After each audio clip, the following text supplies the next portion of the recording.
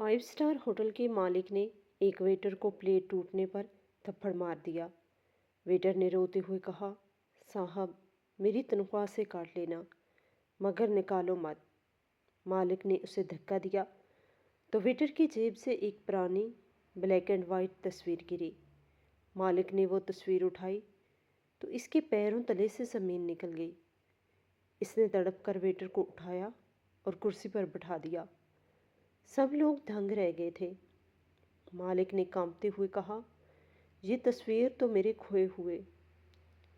शहर लाहौर की मसरूफ़ और हंगामा खेज शहराओं के ऐन वस्त में इस ताज़ा दी रॉयल पैलेस होटल अपनी शान शौकत और फलकबोस इमारत की बदौलत किसी जदीद महल का मंजर पेश कर रहा था।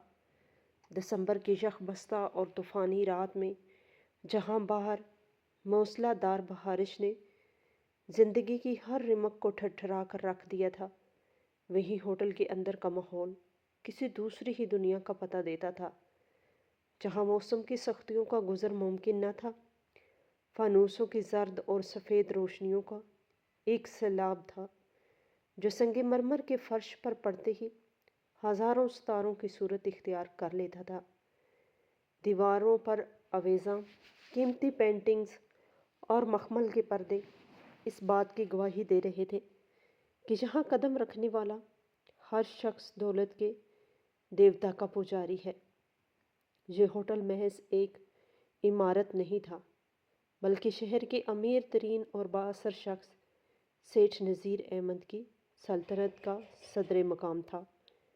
सेठ नज़ीर, जिसका नाम सुनते ही अच्छे अच्छे कारोबारी हरीफों के पसीने छूट जाते थे, एक ऐसा इंसान था जिसने अपनी ज़िंदगी का आगाज़ गुर्बत की काली अंधेरी गलियों से किया था। मगर आज वो जिस मकाम पर था, वहाँ पर पहुँचने के लिए इसने अपने जज्बात, एहसासात और शायद अपनी रूह तक का सौदा कर लिया था। 60 साला नज़ीर अहमद अपने कड़ियल जिस्म और चेहरे पर मौजूद सख्ती के बायस अपनी उम्र से कहीं ज़्यादा रौबदार दिखाई देता था।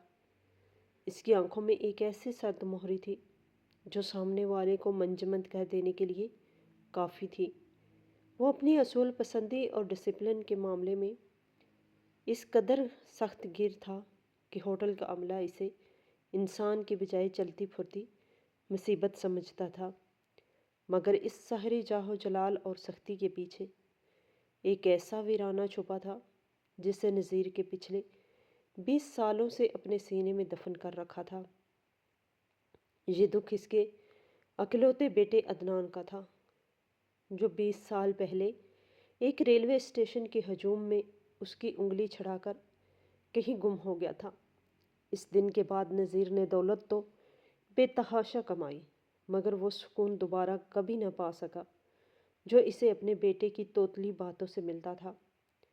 शायद यही वजह थी कि इसके अंदर का बाप मर चुका था और अब सिर्फ एक सख्त गिर बिजनेसमैन जिंदा था, जो अपनी फ्रस्ट्रेशन और अंदरूनी खलफशार को अपने मातहतों पर निकाल कर तस्कीन हासिल करता था। आज की रात होटल के बहुत ख़ास थी, क्योंकि आज शहर के तमाम मोअज़्ज़ीन और गैर मुल्की सफ़ीरों के एज़ाज़ में एक बहुत बड़ी डिनर पार्टी का एहतमाम किया गया था और नज़ीर अहमद खुद हर चीज़ की निगरानी कर रहा था। उसके अकाबी निगाहें हाल के कोने कोने का जायज़ा ले रही थी और अमले के लोग खौफ के मारे लरस रहे थे कि कहीं कोई छोटी सी गलती सेठ साहब के गज़ब का निशाना ना बना दे। दूसरी तरफ इसी होटल के वसी और अरीज़ किचन के पिछले हिस्से में मौजूद छोटे से पेंट्री रूम में 25 साला अदनान अपनी मैली और पसीने से शराबोर शर्ट के बटन बंद करते हुए आईने में अपना अक्स देख रहा था। अदनान की आंखों में एक अजीब सी उदासी और भूख का साया था। इसका रंग जर्द पड़ चुका था और मुसलसल फाकों और सख्त मेहनत ने इसकी जवानी को वक्त से पहले ही मुरझा दिया था। अदनान इस होटल में बतौर वेटर भर्ती हुआ था और इसे यहाँ काम करते हुए अभी बमुश्किल 1 हफ्ता ही हुआ था। वो अपनी ज़िंदगी के ان راستوں سے ناواقف تھا جو اسے یہاں تک لائے تھے۔ اسے بس اتنا یاد تھا کہ وہ ایک یتیم خانے میں پلا بڑھا ہے اور اس کے پاس اپنی ماضی کے نام پر سوائے دھندلی یادوں اور ایک پرانی تصویر کی کچھ نہیں تھا۔ وہ تصویر جو اس کی جان تھی، وہ اسے ہر وقت اپنے سینے سے لگا کر رکھتا تھا۔ عدنان نے ایک گہری سانس لی اور اپنی جیب کو ٹٹولا جہاں وہ تصویر محفوظ تھی۔ یہ تصویر ہی اس کے جینے کا سہارا تھی۔ جب بھی دنیا کی ٹھوکریں اسے مایوس کرتی، وہ تنہائی میں اس تصویر کو دیکھ کر خود کو دلاسا دیتا کہ شاید کہیں کوئی ہے جو اس کا اپنا ہے۔ عدنان کی زندگی دکھوں کی ایک طویل داستان تھی۔ یتیم خانے سے نکلنے کے بعد اس نے فٹ پاتھوں پر راتیں گزاری، کبھی مزدوری کی تو کبھی ہوٹلوں میں برتن دھوئے، لیکن غربت کا عفریت ہمیشہ اس کے تعاقب میں رہا۔ آج بھی اس کی حالت کچھ مختلف نہیں تھی۔ اس کے مکان کا مالک اسے کرایہ نہ دینے پر دھمکی دے چکا تھا، اور اگر اس نوکری سے اسے تنخواہ نہ ملی تو وہ دوبارہ سڑک پہ آنے والے تھا۔ یہی وجہ تھی کہ وہ اپنی بیماری اور بخار کے باوجود ڈیوٹی پر موجود تھا۔ اس کا سر چکرا رہا تھا اور ٹانگیں کانپ رہی تھیں، لیکن وہ جانتا تھا کہ سیٹھ نذیر کے ہوٹل میں بیماری کی چھٹی کا مطلب نوکری سے ہاتھ دھونا ہے۔ کچن میں برتنوں کے ٹکرانے کی آوازیں اور شیف کے چلانے کی آوازیں ایک عجیب سا شور برپا کیے ہوئے تھی۔ اوے عدنان، جلدی کرو، مہمان آنا شروع ہو گئے ہیں اور تم ابھی تک یونیفارم ہی سیدھی کر رہے ہو۔ ہیڈ ویٹر حفیظ کی کرخت آواز نے عدنان کو چونکا دیا۔ اس نے جلدی سے اپنی ٹائی درست کی اور کہا، جی سر کہتا ہوا باہر کی طرف بھاگا۔ ہال میں داخل ہوتے ہی ہوا کے جھونکے اور ایئر کنڈیشنر کی کولنگ نے اس کے بخار میں مزید اضافہ کر دیا، لیکن اس نے دانت مینچ کر خود کو سنبھالا۔ آج اسے وی آئی پی سیکشن میں ڈیوٹی دی گئی تھی، جہاں خود سیٹھ نذیر اور ان کے خاص مہمان بیٹھنے والے تھے۔ یہ اعزاز کی بات بھی تھی اور خطرے کی گھنٹی بھی، کیونکہ سیٹھ نذیر کی میز پر سروس کرنے کا مطلب تھا کہ غلطی کی گنجائش 0% ہے۔ ادھر نذیر احمد اپنے مہنگے اطالوی سوٹ میں ملبوس ہال کے وسط میں کھڑا انتظامات کا جائزہ لے رہا تھا۔ اس کے چہرے پر ہمیشہ کی طرح تناؤ تھا۔ ایک ادھیڑ عمر مینیجر فائل لیے اس کے پیچھے پیچھے چل رہا تھا اور نذیر احمد کی ہر ڈانٹ پر سر جھکا رہا تھا۔ اسے پھولوں کی سجاوٹ میں کمی کیوں ہے؟ میں نے کہا تھا سفید گلاب فریش ہونے چاہیے۔ نذیر نے ایک گلدان کی طرف اشارہ کرتے ہوئے غصے سے کہا۔ مینیجر نے ہکلاتے ہوئے جواب دیا، سر وہ بارش کی وجہ سے ڈلیوری لیٹ ہو گئی ہے۔ لیکن نذیر نے اسے بات مکمل کرنے کا موقع ہی نہیں دیا۔ بہانے نہیں، رزلٹ چاہیے مجھے۔ اگر اگلی بار ایسی کوتاہی ہوئی تو اپنا استعفیٰ جیب میں رکھ کر آنا۔ نذیر کی آواز کی گونج نے آس پاس کھڑے ویٹرز کے دل دہلا دیے۔ عدنان جو ابھی ٹرے اٹھائے وہاں سے گزر رہا تھا، سہم گیا۔ اس نے دل ہی دل میں دعا کی کہ یا اللہ آج کی رات خیریت سے گزر جائے۔ اسے پیسوں کی سخت ضرورت تھی۔ اگر آج کچھ گڑبڑ ہو گئی تو وہ برباد ہو جائے گا۔ مہمانوں کی آمد کا سلسلہ شروع ہو چکا تھا۔ بڑی بڑی گاڑیاں پورچ میں رک رہی تھیں اور شہر کے نامور لوگ ہال میں داخل ہو رہے تھے۔ خواتین کے زیورات اور مردوں کے مہنگے ملبوسات نے ماحول کو مزید بوجھل کر دیا تھا۔ عدنان جیسے غریب کے لیے یہ سب کچھ کسی خواب جیسا تھا۔ وہ سوچ رہا تھا کہ ایک ہی دنیا میں دو طرح کے لوگ کیسے بستے ہیں، ایک وہ جن کے کتوں کو بھی امپورٹڈ بسکٹ کھلائے جاتے ہیں، اور ایک وہ جو 2 وقت کی روٹی کے لیے اپنی عزت نفس گروی رکھ دیتے ہیں۔ عدنان ٹرے میں جوس کی گلاس سجائے مہمانوں کے درمیان گھوم رہا تھا۔ اس کی نظریں بار بار دھندلا رہی تھی۔ بخار کی شدت سے اس کا جسم تپ رہا تھا، مگر وہ مسکراہٹ کا نقاب اوڑھے ہر کسی کو ویلکم سر کہہ رہا تھا۔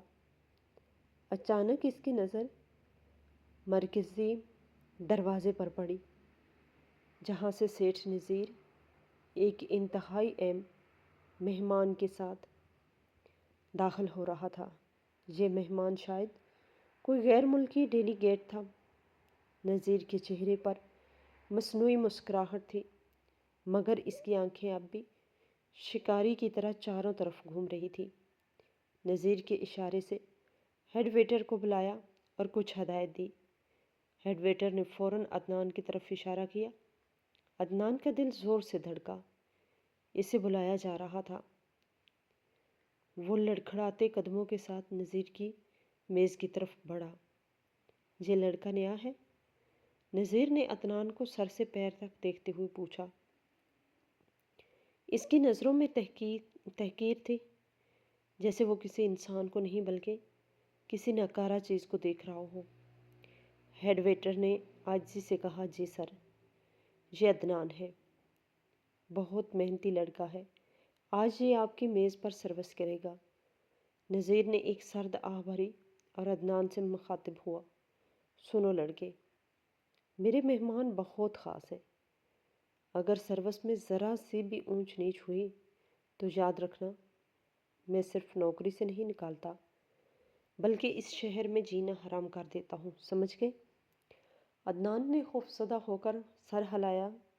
جی صاحب، میں پورا خیال رکھوں گا۔ اس کی آواز کانپ رہی تھی، جسے نذیر نے اس کی کمزوری سمجھ کر نظر انداز کر دیا۔ ڈنر شروع ہوا تو ہال میں چمچوں اور پلیٹوں کے ٹکرانے کی دھیمی آوازیں گونجنے لگی۔ عدنان پوری توجہ اور احتیاط سے کھانا سرو کر رہا تھا۔ اس کے ہاتھ کانپ رہے تھے، مگر وہ پوری قوت ارادی سے خود کو سنبھالے ہوئے تھا۔ نذیر اپنے مہمانوں کے ساتھ باتوں میں مصروف تھا، لیکن اس کی ترچھی نظریں مسلسل عدنان پر تھی۔ عدنان جب سوپ کا پیالہ رکھنے کے لیے جھکا تو اسے چکر سا آیا۔ اس کی آنکھوں کے سامنے اندھیرا چھانے لگا۔ اسے ایسا لگا جیسے زمین اس کے پیروں کے نیچے سے نکل رہی ہے۔ اس نے میز کے کونے کو پکڑ کر خود کو گرنے سے بچایا۔ یہ منظر نذیر نے دیکھ لیا۔ کیا مسئلہ ہے تمہارے ساتھ؟ نشہ کر کے آئے ہو کیا؟ نذیر نے دبی ہوئی مگر سخت آواز میں پوچھا۔ عدنان نے فوراً خود کو سیدھا کیا اور گھبرا کر بولا، نہیں صاحب نہیں، بس طبیعت تھوڑی ناساز ہے، بخار ہے۔ نذیر نے ناگواری سے ناک چڑھائی۔ بیمار ہو تو گھر بیٹھو، یہاں ہوٹل کو اسپتال بنانے کی ضرورت نہیں ہے۔ جاؤ پانی لے کر آؤ، اور خبردار جو اب لڑکھڑائے۔ عدنان نے اس بات میں سر ہلایا اور کچن کی طرف بھاگا۔ وہاں پہنچ کر اس نے ٹھنڈے پانی کے چھپٹے اپنے منہ پر مارے اور اپنی جیب سے وہ تصویر نکالی۔ تصویر کو دیکھتے ہی اسے ایک عجیب سی طاقت ملی۔ تصویر میں ایک آدمی ایک چھوٹے بچے کو کندھے پہ اٹھائے مسکرا رہا تھا۔ یہ تصویر ہی اس کا کل اثاثہ تھی۔ عدنان نہیں جانتا تھا کہ یہ آدمی کون ہے، مگر یتیم خانے کے انچارج نے اسے بتایا تھا کہ جب وہ انہیں ملا تو وہ تصویر اس کے کپڑوں میں تھی۔ عدنان کو یقین تھا کہ یہ اس کا باپ ہے، جو شاید اسے ڈھونڈ رہا ہوگا۔ ابو آپ کہاں ہیں؟ دیکھیں میں کتنی مشکل میں ہوں، مجھے آپ کی ضرورت ہے۔ عدنان نے تصویر پر انگلی پھیرتے ہوئے سرگوشی کی۔ اس کی آنکھ سے ایک آنسو ٹپک کر تصویر پر گرا، جسے اس نے فوراً صاف کر دیا۔ ہیڈ ویٹر کی آواز نے اسے پھر سے حقیقت کی دنیا میں لا کھڑا کیا۔ وہ پانی کا جگ اور کرسٹل کے گلاس ٹرے میں رکھ کر دوبارہ ہال میں آ گیا۔ اب ماحول میں تناؤ مزید بڑھ چکا تھا۔ نذیر کسی بات پر بحث کر رہا تھا اور اس کا موڈ خراب لگ رہا تھا۔ عدنان نے جیسے ہی میز کے قریب پہنچا، نذیر نے ہاتھ کے اشارے سے اسے رکنے کا کہا۔ عدنان بت کی طرح جم گیا۔ وہ انتظار کرنے لگے گا کہ کب اشارہ ملے اور وہ پانی سرو کرے۔ اسی دوران نذیر نے غصے میں میز پر مکہ مارا، جس سے کیٹلری جھنجھلا اٹھی۔ عدنان جو پہلے ہی خوفزدہ اور بیمار تھا، اس اچانک آواز سے بوکھلا گیا۔ اس کے ہاتھ سے ٹرے کا توازن بگڑنے لگا۔ اس نے سنبھالنے کی کوشش کی، مگر قسمت کو کچھ اور ہی منظور تھا۔ اس کی کوہنی نذیر کی کرسی کی پشت سے ٹکرائی اور ٹرے میں موجود پانی کا بھرا ہوا جگ اور کانچ کے گلاس سیدھے نذیر کی گود اور میز پر جا گرے۔ چھن چھن چھن، شیشے ٹوٹنے کی زوردار آواز نے پورے حلقہ میں سناٹا طاری کر دیا۔ پانی نذیر کے مہنگے سوٹ کو بھگو چکا تھا اور ٹوٹے ہوئے کانچ کے ٹکڑے قالین پر بکھر گئے تھے۔ موسیقی بند ہو گئی تھی، تمام مہمانوں کی گفتگو رک گئی تھی اور سینکڑوں آنکھیں اس خوفناک منظر پر مرکوز ہو گئی تھی۔ عدنان کا سانس خشک ہو گیا، اس کا چہرہ فک پڑ گیا تھا۔ وہ جانتا تھا کہ اس نے موت کو دعوت دے دی ہے۔ نذیر آہستہ سے اپنی کرسی سے اٹھا۔ اس کے چہرے پہ لگی ہوئی پانی کی بوندیں اس کے غصے کی تپش سے ابل رہی تھی۔ اس کا رنگ سرخ ہو چکا تھا اور ماتھے کی رگیں تن گئی تھیں۔ وہ خاموش تھا، مگر یہ طوفان سے پہلے کی خاموشی تھی۔ عدنان نے کانپتے ہوئے ہونٹوں سے کچھ کہنا چاہا، صاحب معاف، مگر الفاظ اس کے حلق میں پھنس گئے۔ نذیر نے اپنی بھیگی ہوئی کوٹ کی آستین جھاڑی اور پھر آہستہ آہستہ عدنان کی طرف بڑھا۔ اس کی آنکھوں میں وحشت ناچ رہی تھی۔ عدنان خوف سے 2 قدم پیچھے ہٹا، مگر اس کی ٹانگوں نے جواب دے دیا تھا۔ وہ وہیں بت بنا کھڑا رہا۔ نذیر اب اس کے بالکل سامنے تھا۔ اس کا قد عدنان سے کچھ اونچا تھا اور اس کے رعب عدنان کی روح فنا کرنے کے لیے کافی تھا۔ تم نے میری پارٹی خراب کر دی، نذیر نے دانت پیس کر کہا۔ اس کی آواز اتنی دھیمی اور خطرناک تھی کہ قریب بیٹھے لوگوں کے رونگٹے کھڑے ہو گئے۔ تمہاری ہمت کیسی ہوئی؟ 2 ٹکے کے آدمی! اور پھر اچانک نذیر کا ہاتھ اٹھا اور پوری قوت کے ساتھ عدنان کے منہ پر پڑا۔ چٹاخ! تھپڑ کی آواز اتنی زوردار تھی کہ ہال کے آخری کونے تک سنائی دی۔ عدنان جو پہلے ہی کمزوری سے نڈھال تھا، اس ضرب کو برداشت نہ کر سکا اور کسی کٹی ہوئی پتنگ کی طرح زمین پر جا گرا۔ اس کے منہ سے خون کی ایک باریک لکیر بہہ نکلی اور اس کی کانوں میں سیٹیاں بجنے لگی۔ مگر یہ تو ابھی شروعات تھی۔ نذیر کا غصہ ابھی ٹھنڈا نہیں ہوا تھا۔ وہ اپنی انسلٹ کا بدلہ لینے کے لیے بے تاب تھا۔ اس نے گرے ہوئے عدنان کو گریبان سے پکڑ کر اٹھانے کی کوشش کی۔ اٹھو، میں تمہیں بتاتا ہوں کہ نذیر احمد کا سوٹ خراب کرنے کی قیمت کیا ہوتی ہے۔ نذیر دہاڑا۔ مہمان دم سادے یہ تماشا دیکھ رہے تھے۔ کوئی بھی آگے بڑھ کر نذیر کو روکنے کی ہمت نہیں کر پا رہا تھا، کیونکہ سب اس کے مزاج سے واقف تھے۔ عدنان نے روتے ہوئے نذیر کے ہاتھ پکڑ لیے۔ خدا را صاحب رحم کریں، غلطی ہو گئی، مجھے مت ماریں، میں مر جاؤں گا۔ اس کی فریاد میں اتنا درد تھا کہ پتھر بھی پگھل جاتا، مگر نذیر کا دل پتھر کا نہیں لوہے کا ہو چکا تھا، جس پر جذبات کا کوئی اثر نہیں ہوتا تھا۔ غلطی؟ یہ غلطی نہیں، جرم ہے، اور اس کی سزا تمہیں ملے گی۔ نذیر نے اسے جھنجھوڑا۔ عدنان کی جیب سے وہ تصویر تھوڑی سی باہر نکل آئی تھی، مگر ابھی کسی کی نظر پر نہیں آئی تھی۔ یہ منظر زندگی کی تلخ ترین حقیقت کی عکاسی کر رہا تھا، جہاں ایک باپ اپنے ہی بیٹے کو مار رہا تھا اور بیٹا اپنے باپ سے رحم کی بھیک مانگ رہا تھا۔ دونوں اس عظیم رشتے سے انجان تھے جو قدرت نے ان کے درمیان قائم کیا تھا۔ نذیر جو 20 سال سے اپنے بیٹے کے لیے تڑپ رہا تھا، آج اسی بیٹے کو اپنے پیروں تلے روند رہا تھا، اور عدنان جو باپ کے سائے کو ترس رہا تھا، آج اسی باپ کے ہاتھوں ذلیل ہو رہا تھا۔ تقدیر شاید ان دونوں پہ ہنس رہی تھی کہ دیکھو انسان کتنا بے بس اور لا علم ہے۔ نذیر کے سیکورٹی گارڈ کو آواز دی، کہاں مار گئے ہو سب؟ اٹھا کر باہر پھینکو اس کچرے کو، اور اس بات کو یقینی بناؤ کہ یہ دوبارہ اس علاقے میں نظر نہ آئے۔ گارڈز بھاگتے ہوئے آئے اور عدنان کو بازوؤں سے پکڑ لیا۔ عدنان نے مزاحمت کی کوشش کی، وہ نذیر کے قدموں میں گرنا چاہتا تھا۔ صاحب میری تنخواہ، صاحب میری ماں، نہیں صاحب مجھے پیسوں کی ضرورت ہے پلیز۔ وہ جھوٹ بول رہا تھا یا سچ؟ اس وقت صرف وہ جانتا تھا کہ اسے نوکری بچانی ہے، ورنہ بھوک اسے مار دے گی۔ نذیر نے حقارت سے منہ پھیر لیا، لے جاؤ اسے۔ عدنان کی چیخیں ہال کی دیواروں سے ٹکرا رہی تھی، مگر وہاں موجود اشرفیہ کے کانوں پر جوں تک نہیں رینگی۔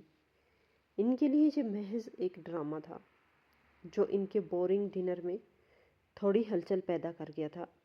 لیکن جیسے ہی گارڈز نے عدنان کو گھسیٹنا شروع کیا، عدنان نے آخری کوشش کے طور پر خود کو چھڑایا اور نذیر کے پیروں سے لپٹ گیا۔ سب خدا کے لیے ایسا نہ کریں،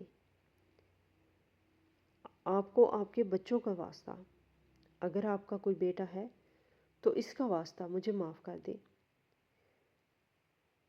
بیٹے کا نام سنتے ہی نذیر کو جیسے کرنٹ لگا ہو۔ یہ لفظ اس کی دکھتی رگ تھا۔ اس نے غضبناک ہو کر عدنان کو اپنی ٹانگ سے جھٹکا دیا اور پوری قوت سے اس کے سینے پہ لات ماری۔ خبردار جو میرے بیٹے کا نام اپنی گندی زبان سے لیا۔ زوردار ٹھوکر سے عدنان دور جا گرا، اور اسی دھکے کے دوران اس کی شرٹ کی جیب سے وہ پرانی بلیک اینڈ وائٹ تصویر نکل کر ہوا میں لہراتی ہوئی فرش پر گر پڑی۔ تصویر سیدھی گری تھی اور فانوس کی روشنی براہ راست اس پر پڑ رہی تھی۔ یہ تصویر نذیر کے جوتوں سے محض چند انچ کے فاصلے پر تھی۔ عدنان درد سے کرا رہا تھا اور اس کی نظریں اپنی تصویر پر تھی۔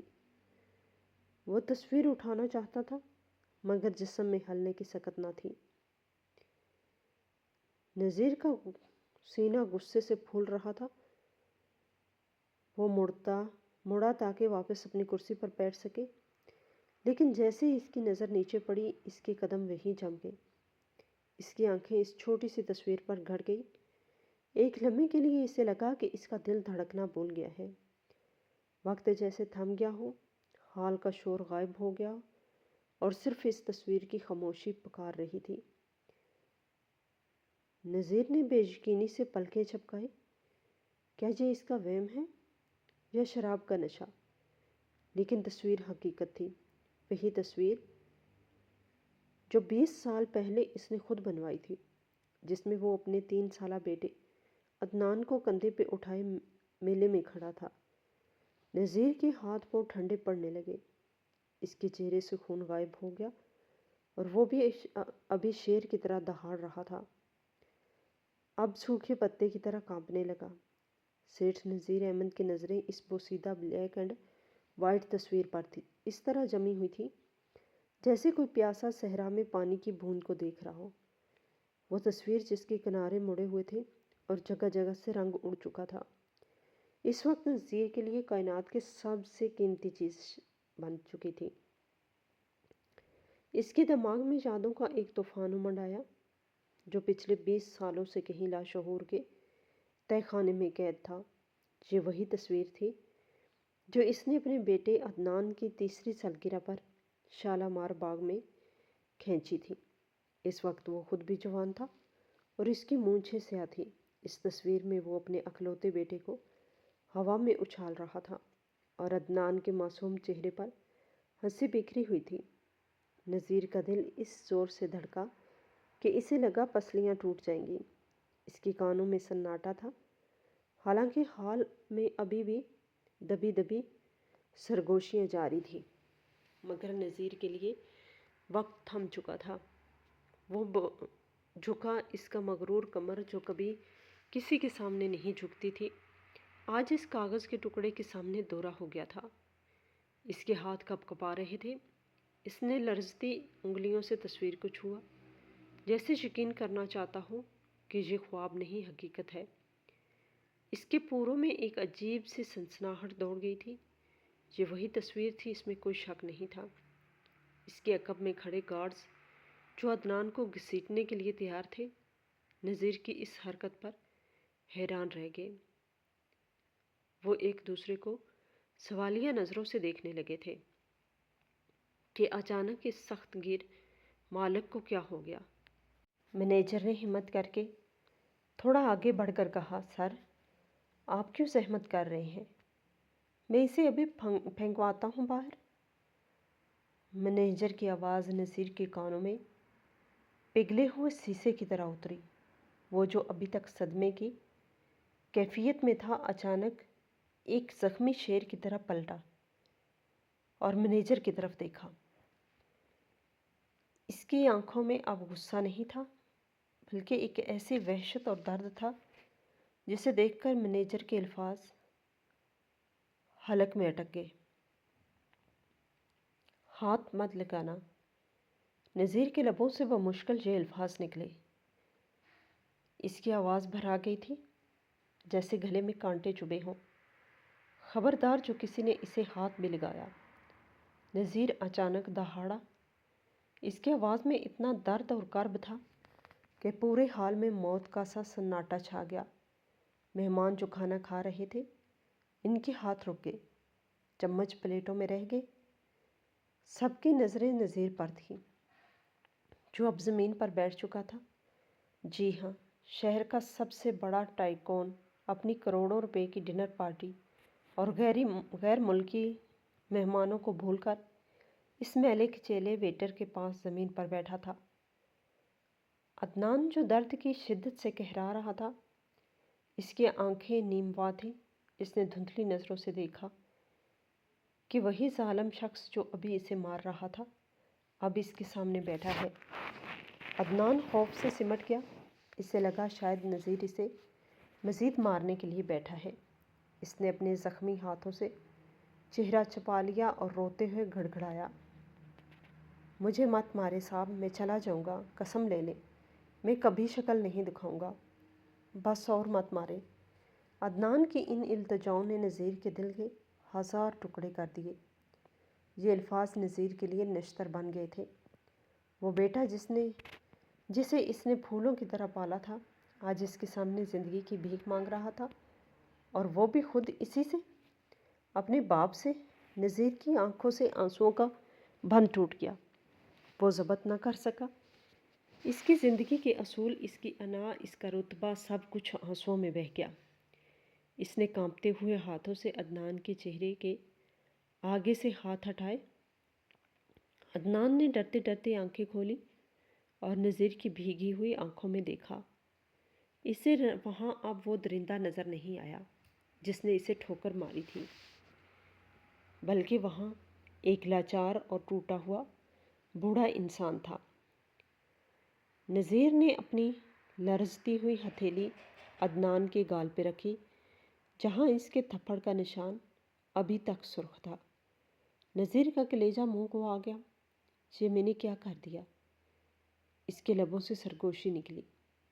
میں نے تمہیں مارا؟ نذیر پاگلوں کی طرح اپنے ہی ہاتھوں کو دیکھنے لگا، جن سے اس نے اپنے لختے جگر پر تشدد کیا تھا۔ مہمان اب اپنی نشستوں سے کھڑے ہو چکے تھے۔ وہ سمجھ رہے تھے کہ سیٹھ نذیر کو شاید دل کا دورہ پڑا ہے یا وہ ذہنی توازن کھو بیٹھے ہیں۔ کچھ لوگ آگے بڑھے۔ نذیر صاحب، آپ ٹھیک تو ہیں؟ ڈاکٹر کو بلائیں؟ ایک کاروباری دوست نے پوچھا، مگر نذیر نے کسی کی نہیں سنی۔ اس نے دونوں بازو پھیلا کر عدنان کے کمزور اور نڈھال وجود کو زمین سے اٹھایا۔ عدنان کے کپڑوں پر سالن اور مٹی لگی ہوئی تھی، اور نذیر کا قیمتی سوٹ اس سے خراب ہو رہا تھا، مگر نذیر کو اب کسی چیز کی پرواہ نہیں تھی۔ اس نے عدنان کو ایسے سینے سے لگایا جیسے کوئی ماں اپنے بچھڑے بچے کو پاتی ہے۔ عدنان کا سر نذیر کے کندھے پر ڈھلک گیا۔ وہ بخار اور چوٹ کی وجہ سے ہوش کھو رہا تھا۔ نذیر اسے سہارا دے کر اٹھایا اور وہیں موجود VIP کرسی پر بٹھا دیا جس پر ابھی تھوڑی دیر پہلے ایک وزیر بیٹھا تھا۔ لوگ حیرت کے سمندر میں غرق تھے کہ یہ ویٹر جس کی اوقات 2 کوڑی کی نہیں، اسے سیٹھ نذیر اپنی مخصوص کرسی پر بٹھا رہا ہے۔ نذیر نے فوراً میز سے پانی کا گلاس اٹھایا اور اپنے ہاتھوں سے عدنان کے منہ سے لگایا۔ پی لو بیٹا، تھوڑا پانی پی لو۔ نذیر کے منہ سے لفظ بیٹا نکلا تو وہ خود چونک گیا، مگر یہ لفظ اس کی دل کی گہرائیوں سے نکلا تھا۔ عدنان نے مشکل سے 2 گھونٹ پانی پیا اور پھر اس کی گردن ایک طرف لڑک گئی۔ وہ بے ہوش ہو چکا تھا۔ نذیر کی چیخ نکل گئی، ڈاکٹر، کوئی ڈاکٹر ہے جہاں؟ ایمبولینس بلاؤ، جلدی کرو۔ وہ پاگلوں کی طرح چلانے لگا۔ اس کی آواز میں ایسی تڑپ تھی کہ ہال میں موجود ہر شخص ہل گیا۔ مینیجر بھاگتا ہوا آیا، سر ایمبولینس بلا لی ہے، ڈاکٹر راستے میں ہے۔ نذیر نے عدنان کے ہاتھ اپنے دونوں ہاتھوں میں تھام لیا۔ وہ ہاتھ کتنا کھردرا اور سخت ہو چکا تھا۔ محنت مشقت نے ان نرم و نازک ہاتھوں کی کیا حالت کر دی تھی۔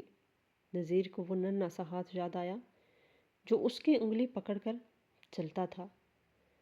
نذیر زار و کتار رو رہا تھا۔ وہ بار بار عدنان کے ماتھے پہ ہاتھ رکھ رہا تھا جو بخار سے بھٹی کی طرح تپ رہا تھا۔ مجھے معاف کر دو، مجھے معاف کر دو، وہ مسلسل بڑبڑا رہا تھا۔ مہمانوں میں چہم گوئیاں شروع ہو گئی تھیں۔ یہ ویٹر کون ہے؟ سیٹھ صاحب اسے جانتے ہیں کیا؟ کہیں یہ ان کا کوئی رشتہ دار تو نہیں؟ طرح طرح کی باتیں ہو رہی تھی، لیکن نذیر ان سب سے بے نیاز بس عدنان کو ہوش میں آنے کا منتظر تھا۔ اس نے اپنی جیب سے رومال نکالا اور عدنان کے ماتھے سے خون صاف کرنے لگا جو گرنے کی وجہ سے نکلا تھا۔ خون دیکھ کر نذیر کی روح کانپ گئی۔ یہ اس کا اپنا خون تھا جسے اس نے اپنے ہاتھوں سے بہایا تھا۔ پچھتاوے کی آگ اسے اندر ہی اندر جلا رہی تھی۔ وہ سوچ رہا تھا کہ قدرت نے کتنا بھیانک انتقام لیا ہے۔ 20 سال تک وہ جس بیٹے کے لیے تڑپ رہا تھا، آج جب وہ ملا تو کس حال میں، اور ملا بھی تو اس طرح کہ باپ ہی اس کا مجرم بن گیا۔ نذیر نے عدنان کی قمیض کا بٹن کھولا تاکہ اسے سانس لینے میں آسانی ہو۔ جیسے ہی بٹن کھلا، نذیر کی نظر عدنان کے گلے میں موجود ایک دھاگے پر پڑی جس میں ایک چھوٹا سا چاندی کا تعویذ لٹک رہا تھا۔ نذیر نے جلدی سے وہ تعویذ باہر نکالا۔ یہ وہی تعویذ تھا جو اس کی مرحومہ بیوی نے منت مانگ کر عدنان کو پہنایا تھا اور اس پر آیات الکرسی کندہ تھی۔ اب رہی سہی کسر بھی پوری ہو گئی تھی۔ اگر تصویر پر اسے 1% بھی شک تھا تو اس تعویذ نے وہ بھی ختم کر دیا۔ یہ عدنان ہی تھا، اس کا اپنا کھویا ہوا عدنان۔ نذیر نے اس تعویذ کو چوما اور اپنی آنکھوں سے لگایا۔ اس منظر نے دیکھنے والوں کے دل بھی پگھلا دیے تھے۔ وہ مغرور سیٹھ اب ایک بے بس باپ بن چکا تھا۔ ایمبولینس کے سائرن کی آواز سنائی دی۔ نذیر نے کسی کا انتظار نہیں کیا۔ اس نے عدنان کو خود اپنی گود میں اٹھایا، حالانکہ عدنان کا وزن اٹھانا اس عمر میں اس کے لیے مشکل تھا، مگر باپ کی محبت نے اسے جوانوں جیسی طاقت دی تھی۔ وہ ہال سے باہر کی طرف بھاگا۔ مہمان راستہ چھوڑتے گئے۔ بارش اب تھم چکی تھی، لیکن نذیر کے چہرے پر آنسوؤں کی بارش جاری تھی۔ اس نے عدنان کو اسٹریچر پر لٹایا اور خود بھی ایمبولینس میں سوار ہو گیا۔ سب سے بہترین اسپتال لے چلو، اگر اسے کچھ ہوا تو میں اسپتال خرید کر آگ لگا دوں گا، نذیر نے ڈرائیور اور پیرامیڈکس عملے پر چیخ کر کہا۔ اسپتال کے راستے میں نذیر نے ایک پل کے لیے بھی عدنان کا ہاتھ نہیں چھوڑا۔ وہ اس کے زرد چہرے کو دیکھتا رہا اور ماضی کی فلم اس کی آنکھوں کے سامنے چلتی رہی۔ وہ دن جب عدنان گم ہوا تھا، ریلوے اسٹیشن کی بھیڑ اور پھر 20 سال کی تنہائی اور تلاش۔ نذیر نے کتنے مزاروں پر منتیں مانی تھی، کتنے اخباروں میں اشتہار دیے تھے، مگر عدنان زمین کھا گئی تھی یا آسمان نکل گیا تھا، کچھ پتہ نہیں چلا۔ اور آج وہ اس کے ہوٹل میں اس کی ناک کے نیچے بطور ویٹر کام کر رہا تھا اور اسے پہچان نہ سکا۔ نذیر کو اپنی بصیرت اور دولت پر لعنت بھیجنے کا دل کر رہا تھا۔ اسپتال پہنچتے ہی ڈاکٹروں کی ٹیم نے عدنان کو ایمرجنسی وارڈ میں شفٹ کر دیا۔ نذیر کو باہر روک دیا گیا۔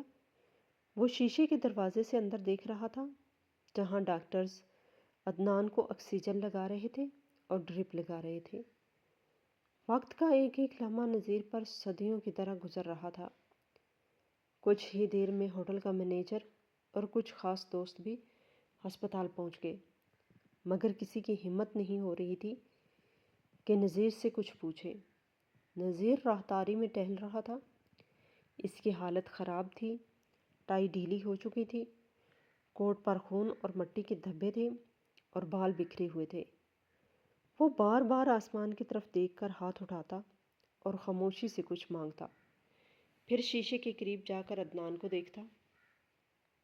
تقریباً 1 گھنٹے کے بعد ڈاکٹر باہر آیا۔